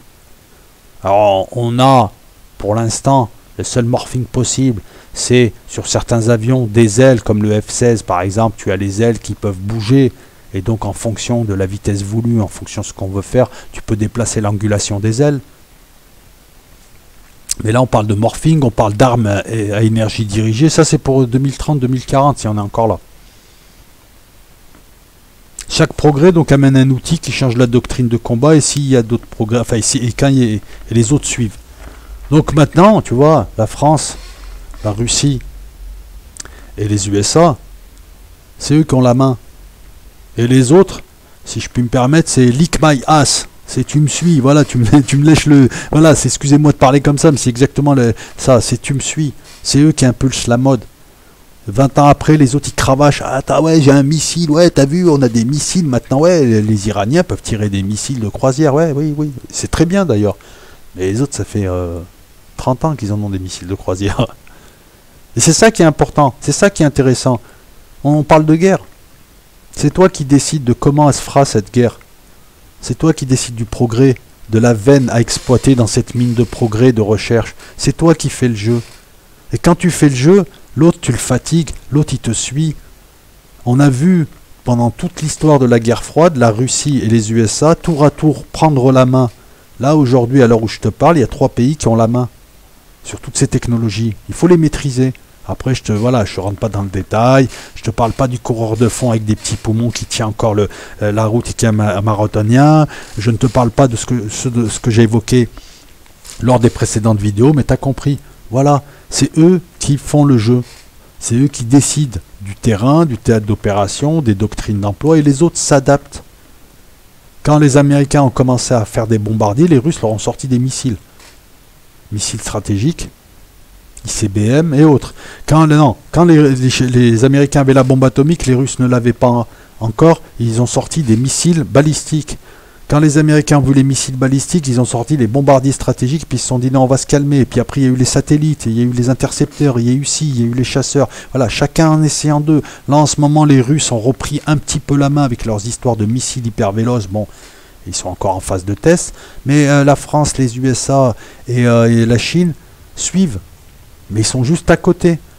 Parce que voilà, et donc la Russie a pris juste un léger avantage, si tu veux, c'est le groupe d'échappés. C'est très important de maîtriser les technologies. Pour maîtriser les technologies, il te faut des gens intelligents, il te faut des ingénieurs, il te faut des techniciens, il te faut des très très bons ouvriers, il te faut une industrie pour ça. Et ouais, par exemple, quand tu veux faire le SR-71, il te faut du tungstène. Et quand tu es les USA, et tu vas acheter du tungstène, tu vas où? En Russie, en URSS. Le problème, c'est que c'est ton ennemi. Alors tu es obligé de faire comme ce qu'ont fait les Américains, créer des fausses boîtes européennes pour acheter du tungstène aux Russes, pour avoir ce matos.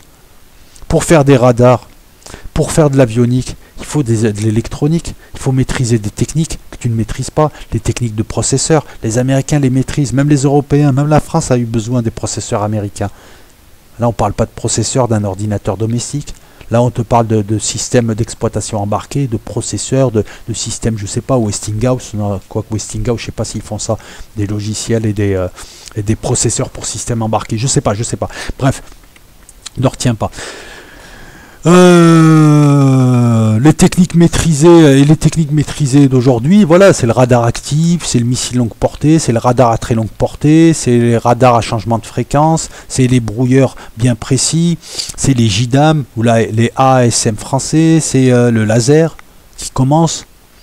c'est la furtivité. Voilà.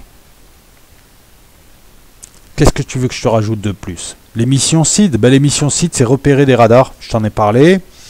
L'importance de la mise en réseau. La portée, je t'en ai parlé aussi. La portée est un concept. À un moment donné, voilà, c'est un concept, il faut avoir un missile qui va très très loin. Et il faut le radar qui va très très loin avec. Et il faut l'avion qui peut les lancer et qui peut être défendu. Voilà, c'est ça. Le concept 2A, 2D. Access denied, voilà. C'est un concept qui suppose de maîtriser des défenses antiaériennes multicouches. Ce concept-là, c'est les Russes et les Chinois, mais surtout les Russes. C'est simple, c'est un concept de portée. Jusque-là, les avions, par exemple, quand la France veut bombarder la Syrie, elle balance des missiles de croisière, des missiles Scalp de croisière, avec des rafales qui sont très très loin de la portée des Syriens. Donc ton avion, il balance le missile, il craint rien, lui. Les autres ne peuvent qu'arrêter les missiles, c'est ce que font aussi les Israéliens d'ailleurs. Voilà. Et ben les Chinois, quand ils ont vu les porte-avions américains, ils ont commencé à faire leurs missiles côtiers. Des missiles qui détruisent des porte-avions. Ça veut dire, les Américains, vous êtes à portée, donc les Américains ont dû se reculer. Tu peux choisir d'interdire une zone, d'interdire l'accès à une zone et d'interdire même tout survol de cette zone. Ça, c'est un concept russe. C'est un concept qui concerne l'aviation. Voilà pourquoi je t'en parle. Voilà, donc ce petit historique, on va le finir très simplement. On va partir des années 60. Voilà, donc à un moment donné, il y avait les concepts du bombardement stratégique et des intercepteurs, qui étaient à la mode. Ensuite, on a vu la chasse, ensuite on a vu l'arrivée du multirôle, on a vu arriver ensuite les concepts de réseau de données, de longue portée radar, on a vu arriver le furtif, 6 générations. On va partir de 1960. En 1960, par exemple, tu as l'arrivée du MiG-21. Systématiquement, les Russes sortent une arme ou les Américains sortent une arme, les autres flippent en disant ils ont pris l'avantage. À nous de reprendre l'avantage. MiG-21 qui sort, très très bon avion. Je t'en parlerai un petit peu. Les Américains avaient le F-4 Phantom. Le problème du F-4 Phantom, c'est qu'ils ne pouvaient pas lutter contre l'agilité des MiG. Et le MiG-21 faisait peur. Les MiG étaient agiles. Et à l'époque, on faisait du dogfight. Et en plus, les Américains avaient commencé à mettre des missiles et à enlever leurs canons Vulcain ou Gatling, il me semble. Gatling ou Vulcain. Je ne sais plus lequel des deux. Je fais ça de tête. Et ils se sont dit merde. 1961, le Mirage 3. Un pur chasseur. Demande aux Israéliens. La guerre des 6 jours, par exemple.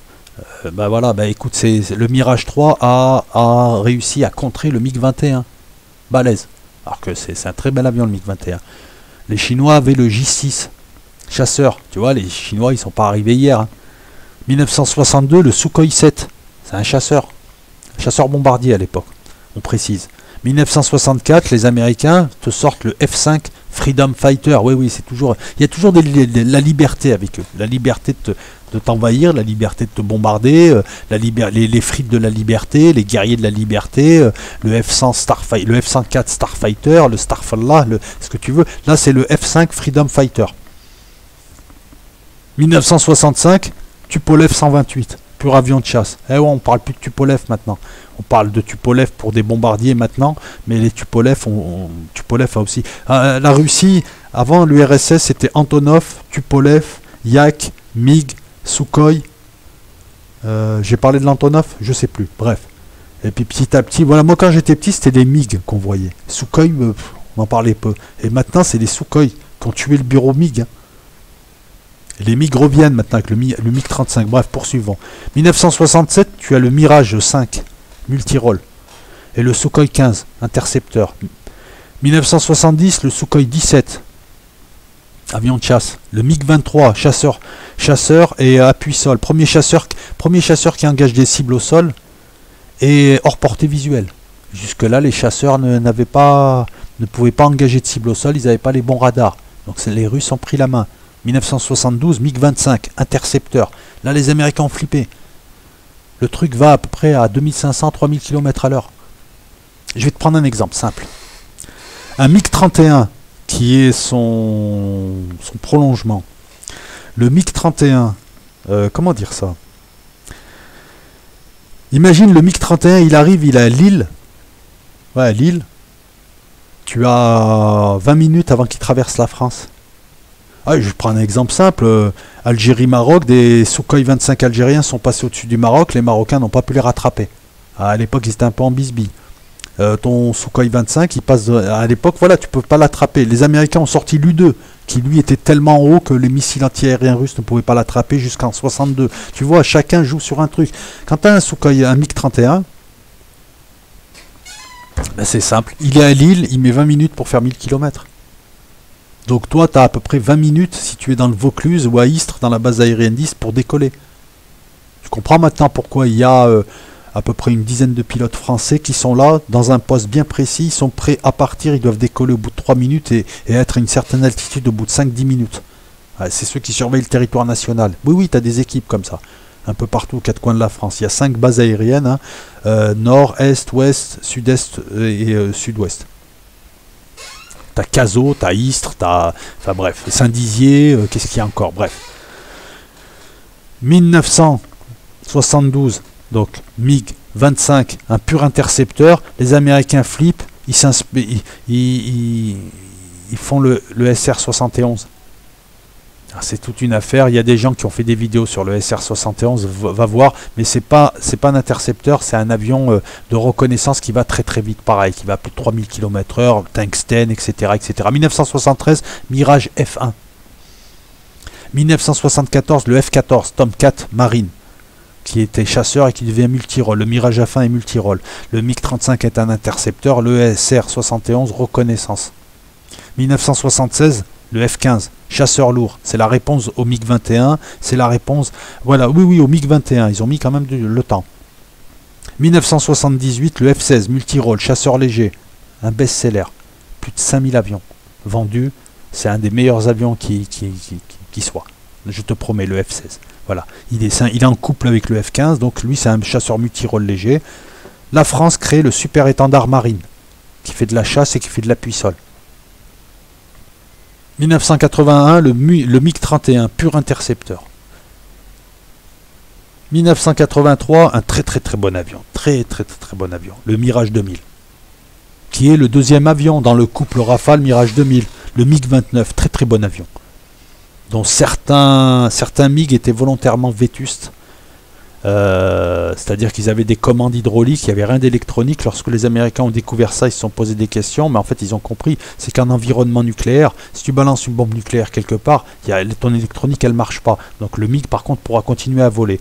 F-18 multirôle, MiG-29, Mirage 2000, pur chasseur le Mirage 2000, en 1983. 1985, nous avons le Tornado, le premier avion européen qui était censé concurrencer le Mirage 2000 et qui est en fait une daube, multirôle. Le très très bon Sukhoi 27, chasseur, c'est la réponse au F-15 qui lui met une réponse au MiG-21.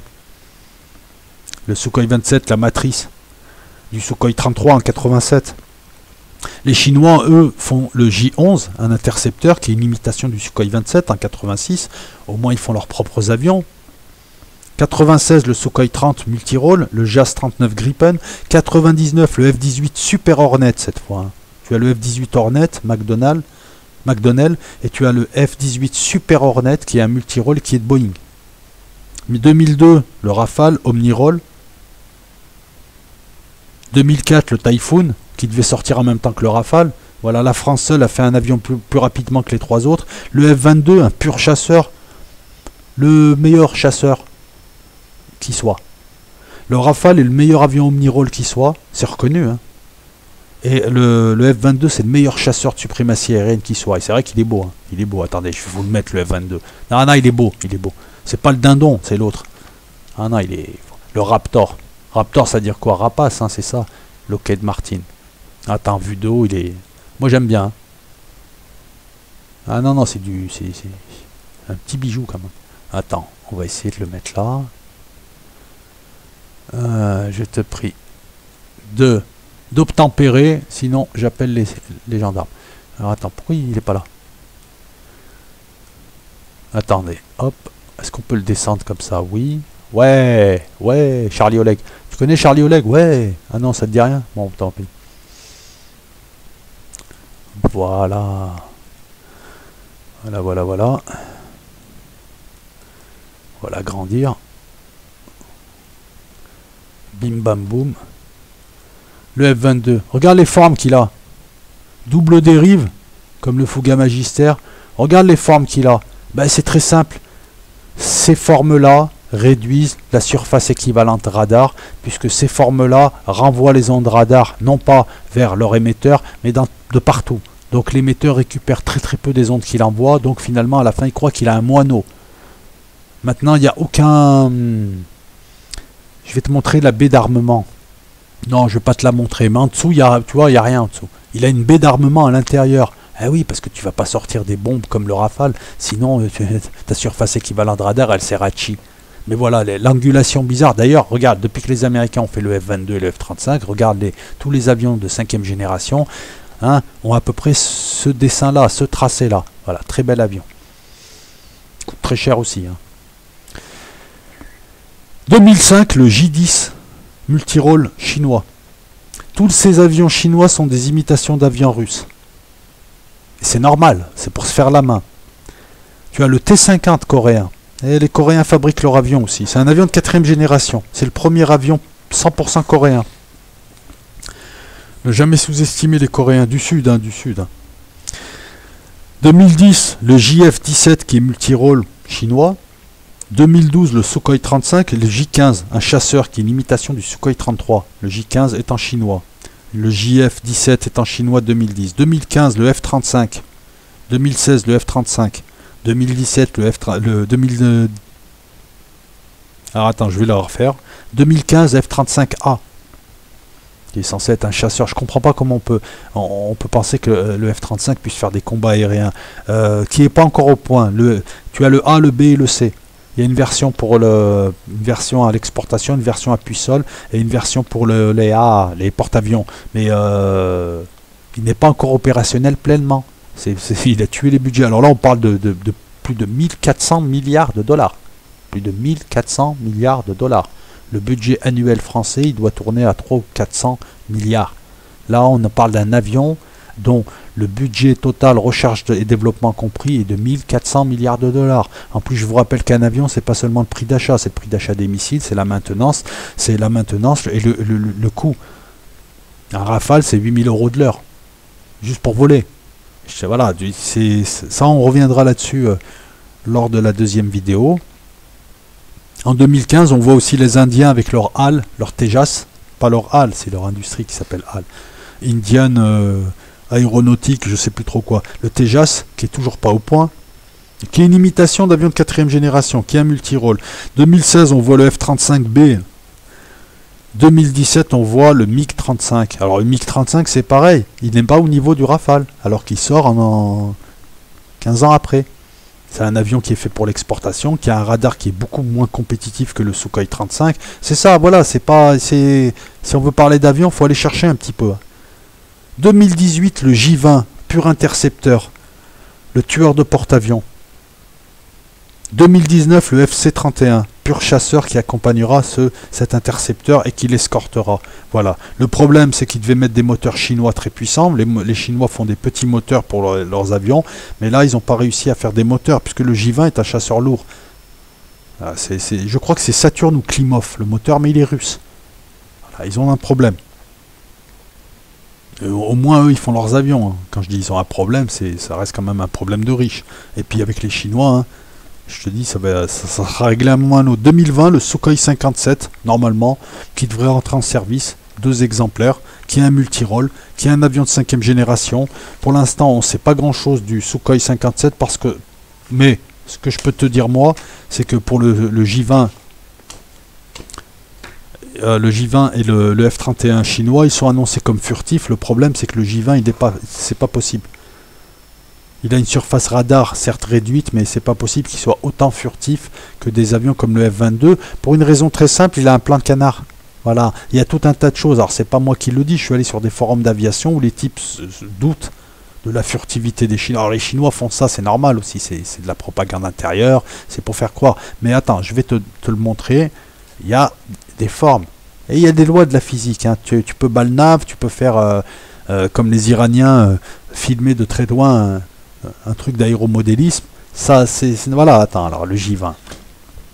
On dirait un break en plus. Non, mais sérieux, on dirait un break. Ah, attends. Il est laid, hein. Excusez-moi de parler comme ça, mais il est laid. Hein. Alors, regarde, tu vas par exemple sur le site Avions et Légendes, on va te dire est-ce qu'il est discret, quoi. Voilà, tu vas tomber sur des gens qui connaissent leur affaire et qui vont t'expliquer pourquoi. Il n'y a pas d'anti-chinois primaire, hein. C'est pas... voilà, c'est... Non, mais je le dis aussi, parce que de toute façon, c'est sur YouTube. Tout est déformé. Non, non, c'est juste que... Attends, déjà... pour arriver là, c'est déjà pas mal, quoi. Où est-ce qu'ils vont, ces avions, là? Oh là là. Où est-ce qu'ils vont, ces avions? Bon, bah, on va reprendre. Excusez-moi, je télécharge des avions, je sais pas où ils vont. Au bout d'un moment...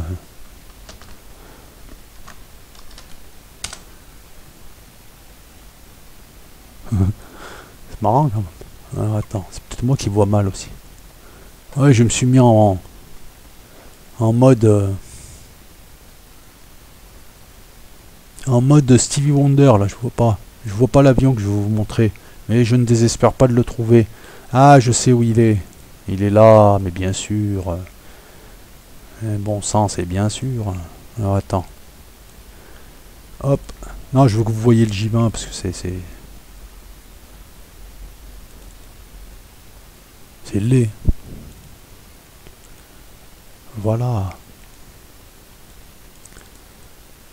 Alors, transformer, yes. Adapter à l'écran, ouais. Le J20, il est là.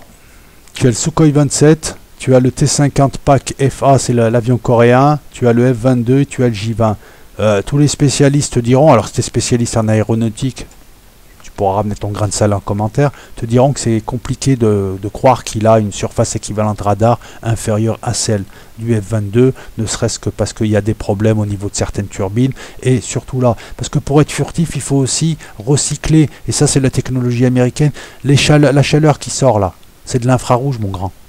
Et il faut se débrouiller pour qu'elle sorte pas. Et pour ça il faut un système de fou, et c'est secret en plus. Comment se fait-il qu'on puisse pas, alors que là, eux, ils ne le maîtrisent pas, il paraît. Voilà, eux, le problème, c'est au niveau des tuyères, au niveau du plan de canard, c'est les petits trucs là qui sont en haut, c'est les petites ailes de part et d'autre qui donnent une stabilité certes. Donc le J20, tous les spécialistes disent qu'il n'est pas furtif, il n'est pas plus furtif que ça, et que c'est juste une annonce de l'esbrouf. Voilà. Qu'est-ce que je pourrais te dire d'autre, puisque j'ai évoqué tous les avions. Je pense qu'on a tout. Donc le deuxième épisode, hein, sera peut-être moins long que celui-là. Hein. Là on est à 1h30. Hein. Mais le deuxième épisode, on parlera de ces avions avec un peu plus on rentrera dans le détail. Hein. On va essayer d'évoquer tous ces avions. Et puis voilà, donc j'ai essayé de te faire quelque chose de succinct, de synthétique. Te proposer un truc, une bonne base de départ, et puis si tu es intéressé, bah écoute, après Google est ton ami, va sur les forums d'aviation, va lire un petit peu ce que disent les spécialistes, c'est comme ça qu'on travaille intelligemment, hein. C'est pas Wikipédia ou YouTube, c'est va voir un peu ce que disent les spécialistes, je sais pas, il y a beaucoup de forums sur l'aviation, et puis tu as beaucoup d'anciens pilotes, et même des pilotes actuels, va voir un petit peu ce qui se dit, tu feras ton apprentissage si les avions t'intéressent. Si les avions ne t'intéressent pas, bon, bah, tu fais ce que tu veux, mais au moins tu auras une petite base là. Hein, tu sauras ce que c'est qu'un avion de suprématie aérienne, un avion d'appui au sol. Tu feras la différence et tu éviteras de comparer des avions qui ne sont pas comparables parce qu'ils appartiennent à des générations différentes. Donc ils viennent de concepts différents. Et voilà, c'est pas le salon de l'auto. Et puis même le salon de l'auto, comment tu peux comparer une camionnette avec une voiture de sport ou avec une berline. Voilà pourquoi hier le mec il me sort. Alors le live on l'a enlevé hein, parce que je les laisse pas les lives, mais je les laisse pas les lives parce que j'ai envie de vous proposer du contenu. Donc hein, je rappelle à la personne qui vient me dire hey, je t'aime pas, tu es là, tu fais le boss, hein, je sais qui tu es. Toi tu fais des lives où tu montes ta gueule et tu racontes ta vie. Moi je parle d'avion, je parle d'autres sujets. Donc tu vois, entre nous deux, je me demande qui joue au boss et qui a un but. Mais je pense que c'est surtout que t'aimes pas les gens qui te font de l'ombre. Reconnaîtra, j'ai pas apprécié. Quant aux lives, je les laisse pas parce qu'ils sont pas intéressants. Les lives, je vous explique et je finirai là-dessus. Je fais des lives pour discuter avec mon public, pour me faire plaisir. Ceux qui s'attendent à voir des trucs normés ou du Cyprien, c'est pas la peine. Et pour tous ceux qui passent leur temps à critiquer tout le monde, les sionistes, le système, tout ça, vous êtes incapables. Et hier, je l'ai encore vu. Hein, donc tu peux t'abonner, te désabonner. Je m'en balance royal, je te le dis honnêtement. Parce que tous les jours j'ai de l'abonnement. Hein. Non, parce que hier j'ai juste relevé quelques contradictions de gens qui parlent de valeurs traditionnelles et qui en plus... Enfin bon bref, Ceux qui étaient là hier comprendront. Et on voit arriver toujours pareil, les mêmes has-been. Et là, j'ai été surpris de voir qu'un YouTuber qui se veut Zama, qui essaie de se donner une image lisse, vienne m'agresser comme ça pour me dire je ne t'aime pas.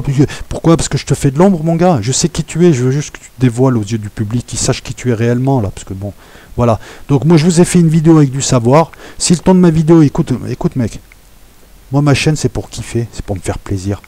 Et je respecte les gens, donc je reste comme ça. Si mon ton, je parle à tout le monde, si mon ton, il te plaît pas, c'est que tu as un problème.